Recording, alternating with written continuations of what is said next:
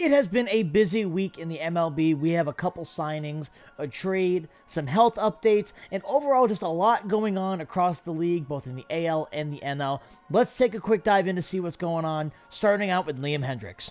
Liam Hendricks has taken to Instagram yesterday to announce that he has been diagnosed with non-Hodgkin's lymphoma, which is a form of cancer. Liam, we wish you all the best. We hope that you make a full recovery as soon as possible. Prayers up to you and your family. It's always heartbreaking to see this happen to anybody in the league, especially to a guy like Liam Hendricks, who is one of the league's most elite closers. He is someone that is always fun to watch, both on and off the field. But Liam, as I said, prayers to you and your family for a fast and speedy and healthy recovery. Next up, we have the extension of Rafael Devers. Devers is one of the most electric third basemen in the league right now, playing for the Red Sox. He signed an 11-year, $331 million contract. Now, me personally, as a Yankee fan, of course, I hate seeing him walk up to the plate, especially when we're in Yankee Stadium. You know, he just destroys Garrett Cole, and I absolutely hate that. But money well spent, money well deserved. His defense is one of the worst in the league at his position, but it went from the worst to just bad this year.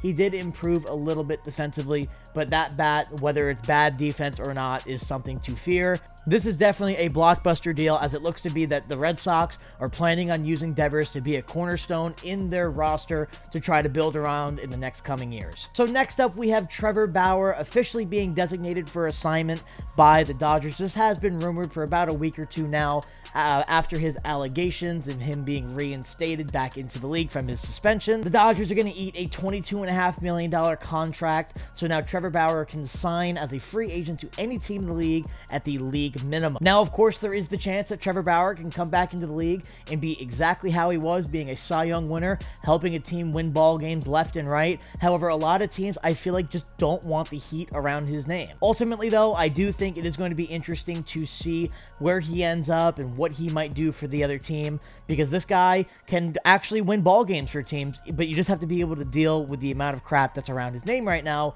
which some teams don't want as a distraction. The Phillies and the Tigers have made a trade. The Tigers are giving away Gregory Soto and Cody Clemens. The Phillies, they're giving up Nick Matone, Matt Vierling, and Donnie Sands. This could be a great move for the Phillies. They are trying to round out their bullpen.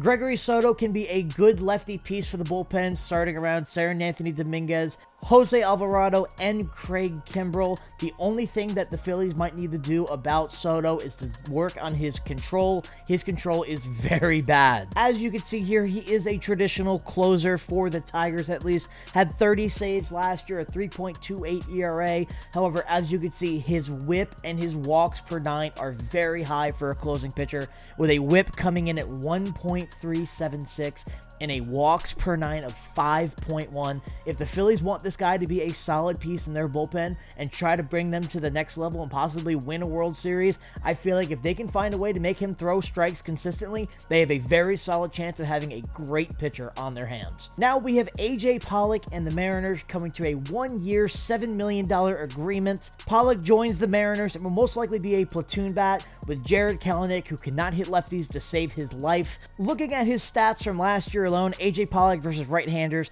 was batting .231 with a .593 OPS in the league. That is well below league average. That is also through almost 400 plate appearances and having a .284 on-base percentage with a .309 slug. That is a very bad spot to be in to have an everyday starter. However, when you look at AJ Pollock and you look at his stats against lefties, he's the complete opposite hitter. He's batting .286 with a .935 OPS. That is insane numbers.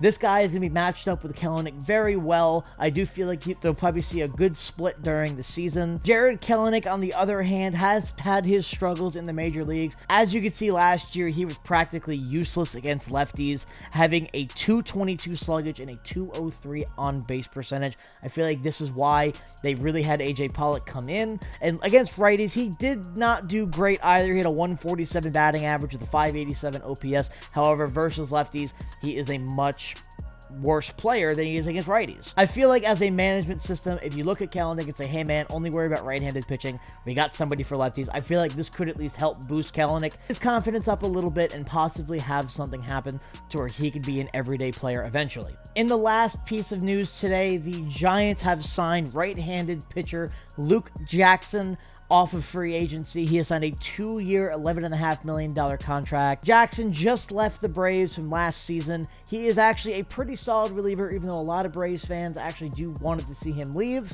Now, Jackson did not pitch in 2022 due to Tommy John surgery. However, in 2021, on the way to help the Braves win the World Series, he had a fantastic year with a 1.98 ERA, following that being a very big piece in the postseason for the Braves. As you can see in 2021, NLDS, NLCS, and World Series, he had very good performances. He did give up 5 runs in the NLCS to the Dodgers. However, besides that, both against Milwaukee and Houston, he was lights out and probably one of the best guys they could put on the mound. This could be a move that does bite the Giants because, like I said, he is coming off of a Tommy John surgery, and he is also going to turn 32 this year. So who knows? He could be a guy that could bounce right back and be him again. However, there is a chance that he does regress a little bit because of his injury and not be the same caliber of player that he was in 2021. But everybody, that is going to be all for today's video. Please be sure to subscribe to the channel, leave a like on the video as well. Drop a comment on this video to reaction to the news of this caliber.